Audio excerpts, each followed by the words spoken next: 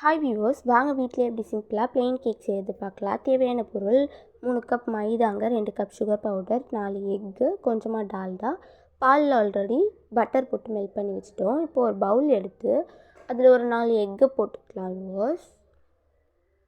4 egg உடச்சிட்டு அது நல்லா பீட் பண்ணிக்கோங்க. நம்மளுடைய எக் யோக்கும் ஒயிட்டும் நல்லா மிக்ஸ் ஆகிற அளவுக்கு, நல்லா நுரலாக தள்ளுற அளவுக்கு நல்லா எக் பீட்டரை வச்சு நல்லா பீட் பண்ணிக்கோங்க. பாருங்கள், நம்ம எக்கு வந்து நல்லா பீட் பண்ணிட்டோம். இப்போது ஆல்ரெடி நம்ம சுகர் பவுடர் பண்ணி வச்சுருக்கோம். 2 கப் இருக்குது சுகர் பவுடர். ஸோ அதையும் இதில் ஆட் பண்ணி நல்லா கலந்து விட்டுக்கோங்க. எவ்வளோ நல்லா பீட் பண்ணுறீங்களோ கேக் அவ்வளோ நல்லா வரும் வியூவர்ஸ். இப்போ வந்து வெண்ணிலா எசன்ஸ் வந்து 1 டேபிள் ஸ்பூன் இதில் ஆட் பண்ணிக்கிறோம். பேக்கிங் பவுடர் கொஞ்சமாக ஆட் பண்ணிடுங்க வியூவர்ஸ். ஆட் பண்ணிவிட்டு நம்ம எடுத்து வச்சுருக்கோம் மைதாவை ஆல்ரெடி ஜலிச்சு. ஸோ அந்த மைதாவை வந்து இதில் சேர்த்துக்கலாம். நீங்கள் எந்த கப்பில் சுகர் மெஷர் பண்ணிங்களோ அதே கப்பில் ஒரு 3 கப் அளவுக்கு மைதா மாவு போட்டு வச்சுருக்கோம். குக்கரில் வந்து நல்லா டால்டாலாம் போட்டுட்டு A4 ஷீட்டில் வந்து பட்டர் தடவி அதில் வச்சுருங்க. உங்கள்கிட்ட பட்டர் ஷீட் இருந்துச்சுன்னா பட்டர் ஷீட்டும் யூஸ் பண்ணிக்கலாம். நம்ம மாவு நல்லா கொஞ்சம் கொஞ்சமாக மைதா சேர்த்து நல்லா மிக்ஸ் பண்ணிவிட்டு நம்ம பட்டரை வந்து மில்கில் போட்டு நல்லா சூடாக காய்ச்சி வச்சுருக்கோம். ஸோ அதையும் இதில் சேர்த்து கொஞ்சம் கொஞ்சமாக நல்லா மிக்ஸ் பண்ணிக்கலாம் வியூவர்ஸ்.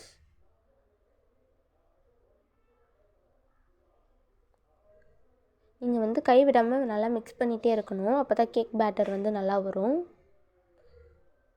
இல்லைன்னா அங்கங்கே மாவு கட்டியாகிடும் வியூவர்ஸ். ஸோ நல்லா பீட் பண்ணிக்கோங்க. மாவுலாம் கரெக்டாக எல்லா இடத்துலையுமே ஈவனாக வர மாதிரி நல்லா மிக்ஸ் பண்ணிவிட்டு நம்ம குக்கரில் அந்த பட்டர் ஷீட்டை போட்டுட்டு அதுக்கப்புறமா நம்ம ப்ரிப்பேர் பண்ணி வச்ச பேட்டரையும் அதில் சேர்த்துட்டு நல்லா லெவலப் பண்ணணும். ஸோ அதை வந்து நல்லா தட்டி விடுங்க. நீங்கள் லைட்டாக தட்டும்போது ஈவனாக கேக் பேட்டர் கரெக்டான ஷேப்பில் போய் நல்லா ஃபிக்ஸ் ஆகிடும். இப்போ வந்து மூடி போட்டுடலாம் வியூவர்ஸ்.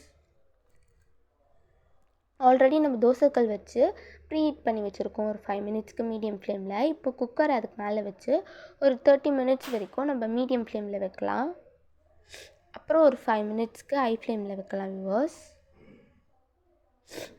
பாருங்கள், நம்ம கேக் வந்து இந்த மாதிரி ஒரு கம்பி வச்சு குத்தணுன்னா அதில் வந்து ஒட்டாமல் வந்துருச்சுன்னா கேக் கரெக்டாக இருக்குன்னு அர்த்தம். இப்போ நம்ம கேக்கை இறக்கிட்டு அதை வந்து ஒரு 1/2 அன் ஹவருக்கு கூல் பண்ணிடுறோம். இப்போ கேக் நல்லா ஆறிடுச்சு. இப்போ வந்து அதை எடுத்து பார்க்கலாம். பாருங்கள், நம்ம கேக் ரொம்பவே சூப்பராக வந்திருக்கு. மேலெல்லாம் நல்லா கோல்டன் ப்ரௌன் கலர்லேயும் வந்திருக்கு. நம்ம கட் பண்ணி பார்க்கலாம்.